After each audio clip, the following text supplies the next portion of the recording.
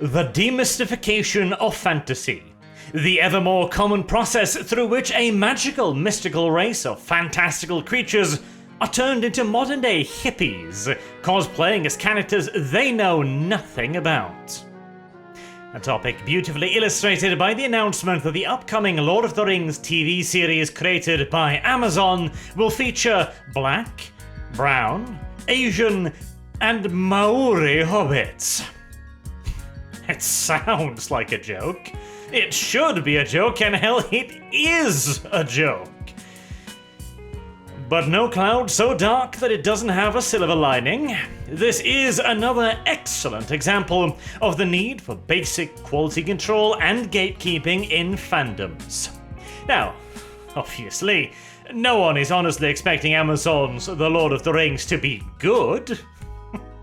Oh, it may surprise. Upsets can always happen, as it did with The Witcher. No one thought that show was going to work, and in many ways, it really didn't. But it was saved by Henry Cavill's quite honestly brilliant portrayal of the titular character. But by and large, if the Amazon TV show is going to contribute anything to anything, it is likely going to be as a long and comprehensive list of things not to do when adapting a fantasy work. And at the very tippy-most top of that scroll will be emblazoned in 16-foot-tall letters, "Don't transform a fantasy species into a Californian racial pride parade." Not just because it will inevitably age just about as well as the Austrian painters attempt to do the same, but because when you replace fantasy with reality, all you achieved is making a very expensive LARP. And whilst over-eager costume aficionados running around the woods with foam swords bother no one but the local dendrophile population, a violation of Tolkien's legacy, particularly so shortly after the death of the last man who gave a fig about it, is bound to upset quite a few people. And you know what? They are right to be upset. Because this is not a question of the races of a few extras and side characters like the incredibly diverse population of Lake Town in the Hobbit movie, or even a question about the race of the main characters. The Black Hobbits are not the disease, they are a symptom of an ailment we call wokeness, where the race of the actor is far more important than the character they play. This attitude also means that the story of the world does not matter. As we have mentioned several times whilst talking about gatekeeping, these people have a greater good. And so the petty concerns like story or world building or lore are distant secondary concerns. And don't take my word for it, take the first Black Hobbit's word for it. This BBC4 interview demonstrates fully that whilst I am sure this person is a fantastic actor, he hasn't the faintest clue about the Lord of the Rings or Tolkien's work. Quote, "I'm a Harfoot because J.R.R. Tolkien, who was also from Birmingham, suddenly they were Black Hobbits."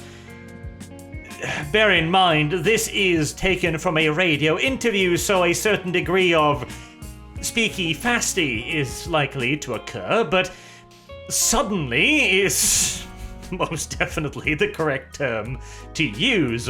It sounds like he's trying to suggest that the Harfoots were black, but we know this is not the case. The Harfoots were the most common type of hobbits, in fact, like the ones we've already seen in the movies. They would look like Sam, slightly darker of skin than the lighter-skinned Fallowhides, whom Frodo had a distant kinship with. This, incidentally, is also why Frodo is slightly lighter than Sam. Incidentally, this is a common used little weasel word and phrase often repeated by the wokeists.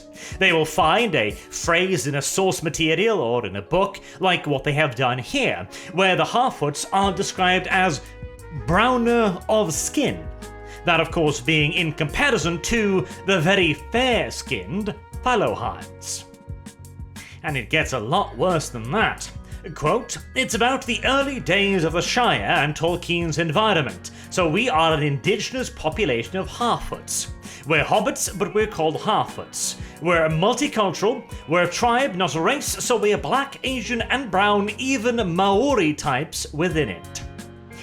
Wrong on literally every single solitary account. The hobbits were not indigenous to the Shire. In fact, they didn't even arrive in the Shire until long after the Second Age, roughly a millennia into the Third. The Halfwoods were also not a tribe. They, like the Fallowhides and Stores, were a separate race of hobbits. And there is also absolutely no indication whatsoever that they just coincidentally were magically racially diverse along the lines of modern-day humans. Nor were they multicultural. In fact, the hobbits are very, very, very skeptical of any and all outsiders, and are, again, in no way a multicultural society. But by far the most egregious part of this is that there are hobbits at all in a TV show centered around the Second Age. That was the time of the mightiest of heroes, the grandest movers and the shakers, the characters of legends and their tragic failures. In essence, the Second Age is set up for the events in The Lord of the Rings. As Galadriel put it, even the smallest person can change the course of the future. And in the books, of course, that was the entire point. It was not the Lord of Men or elves that defeated Sauron. It was not the glimmering ranks of the Second Alliance that cast the ring into the fire. It was a hobbit, the smallest of them all. And that is a great storyline. And it was so fantastic in large part due to its uniqueness. But now, the hobbits are just a part of the brand. They are in the Second Age, not because it makes sense or because they need to be there, but because they are the hobbits TM. And since they are the heroes, they must be diverse. They must be tokenified, so that yet greater armies of fake fans can invade The Lord of the Rings. Because that, of course, is the intention here. The misbegotten notion that we need representation to draw in a larger audience. As if The Lord of the Rings, one of the best-selling books in the history of humanity, somehow needs to broaden its audience. The damn thing has been translated into practically every single solitary major language on the face of the earth. It has already attracted all the audience you could possibly expect. It is instead, as usual with this crowd, a question of ideology. Luckily for everyone, the first Lord of the Rings trilogy was released at a time when this was not yet as large a problem. But the Hobbits already began seeing shadows of it sneaking into the production team, as the casting director was fired from the Hobbit movie because he told a woman of Pakistani descent that she was too dark to play a Hobbit. The casting director had also placed an ad in a local New Zealand newspaper, making it clear they were looking for extras with light skin tones. Now, in a reasonable world, that would make a hell of a lot more sense than simply turning away everyone that shows up that isn't the color that you require. And in the case of an acting gig, where you are supposed to be representing a character, well, that is one of the very, very few cases in which one's skin color is actually a factor. The casting director also stated that, well, they were looking for hobbits. And the hobbits were white, so, well, duh. That's what they were looking for, in accordance with the brief. However, Peter Jackson was reportedly horrified at the idea that his casting director was looking for characters that fit the criteria of the characters he was looking for. A weird thing for a casting director to do, no doubt. And the film company did not instruct nor condone him to do this. which is precisely as goddamn backwards as it sounds. And I would not be at all surprised if this little incident is the very reason why Lake Town is so damned diverse.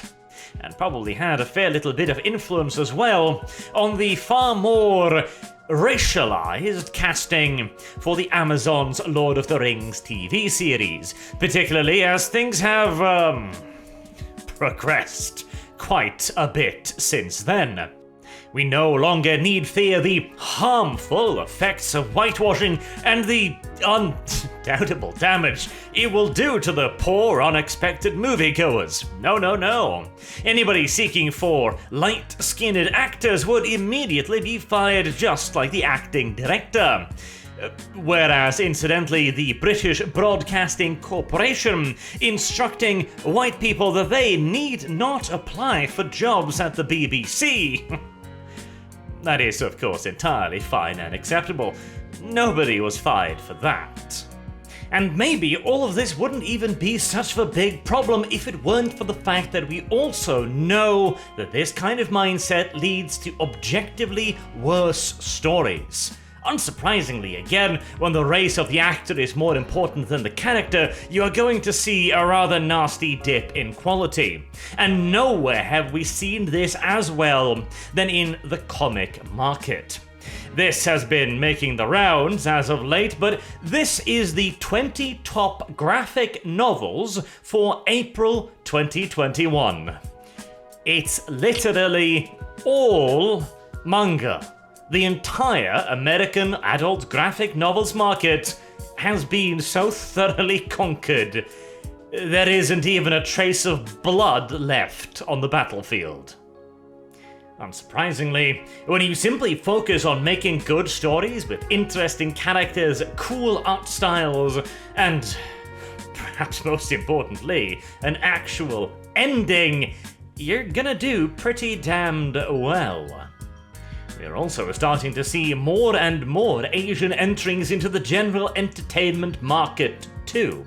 The recently ridiculously popular Squid Game, for example. Now, to a massive weeb like myself, the concept was absolutely nothing new. In fact, I thought it was actually a relatively poorly executed variant on this particular concept. Asia having had quite a few of these death game style things already. Nevertheless, for the rest of us, poor, unfortunate Westerners, it was like a breath of fresh air. What? Something that isn't a remake or an adaptation of an ancient-ass novel? Holy hell! Isn't this amazing? And yeah, it kinda was. For the moment, at least, the Asian market does not have enough money to start competing with Hollywood on an actual major scale, but that too may change with time. Especially if they keep their mystical, magical races actually mystical and magical. Who knows? Maybe Asia will save us all. But until then, we've got to do what little we can do. And at the moment, that means keeping a close eye on Amazon's The Lord of the Rings, and yelling at Amazon as loudly as possible when they eventually start releasing episodes and almost certainly begin shitting all over themselves. Personally, I'm planning to cover each and every goddamn episode of that thing because I expect it to be quite the thing. Quite the thing indeed. But until next time, I have been Arch. Thank you all very much for watching, and I hope to see you all again soon. Until then, have a good day.